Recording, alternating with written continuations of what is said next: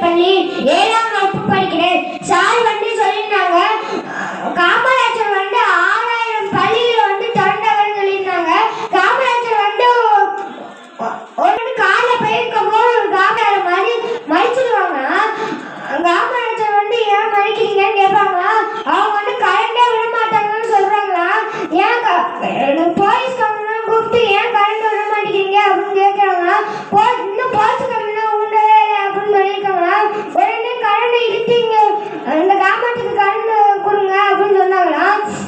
அதெல்லாம் வேற ஒரு வெளிநாட்டுல இருந்துன்னா அதை வர வைக்க முடியும், அது வர வைக்க முடியாது, அதனால அப்படி சொல்லியிருந்தாங்களா.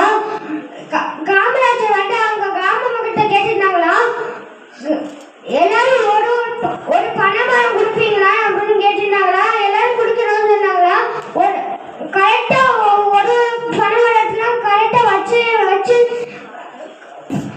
அப்புறம் கரண்ட் 4-5 நாள்ல கரண்ட் கம்பி ஊட்டினாங்களா. இல்லன்னு தெரியவே தெரியாது. சார் சொன்னீங்க தெரிஞ்சிச்சு. நன்றி, வணக்கம். வணக்கம். என் பேர் சானந்தன். தேவகோட்டை சேர்மன் மாணிக்க வாசகம் நடுநிலைப் பள்ளியில் 6ஆம் வகுப்பு படிக்கிறேன். சார் பேர் சுந்தரலிங்கம் அப்படின்னு சொல்லியிருந்தாங்க.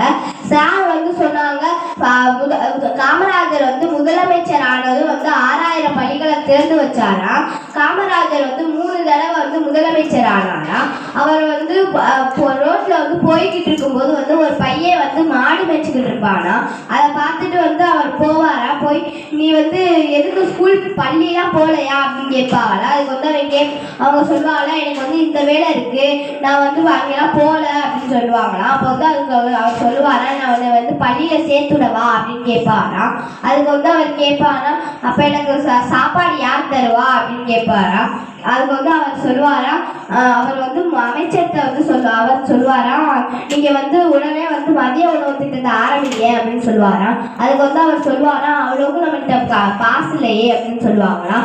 அதுக்கு அவர் சொல்லுவாரா, நான் பிச்சை எடுத்தாவது அந்த குழந்தைகளுக்கெல்லாம் மதிய உணவு திட்டம் கொடுப்பேன் அப்படின்னு சொல்லுவாங்களாம். அதுக்கப்புறம் காமராஜர் போய்கிட்டு இருக்கும்போது ஒரு கிராம மக்கள்லாம் அவர் மறைச்சு நிற்பாங்களா. அவங்க எங்களுக்கு மின்சாரம் கரண்ட்லாம் இல்லை அப்படின்னு சொல்லுவாங்களா. அதுக்கு அவர் நீங்க ஏன் போடல அப்படின்னு கேட்பாராம். அதுக்கு அவங்க சொல்லுவாங்களா, ஏன்னா கரண்ட் கம்பிக்கெல்லாம் இங்க வேற இடத்துல வரணும் அப்படின்னு சொல்லுவாங்களா. அப்போ காமராஜர் கேட்பாராம், நீங்க எல்லாரும் ஒவ்வொரு வீட்டுக்கும் ஒவ்வொரு பனைமரம் தருவீங்களா அப்படின்னு கேட்பாங்களா. அதுக்கு அவங்களும் சரி அப்படின்னு சொல்லுவாங்களா. அந்த பனைமரத்தையே அவங்க மின்சார கம்பியா பயன்படுத்திக்கிடுவாங்களா.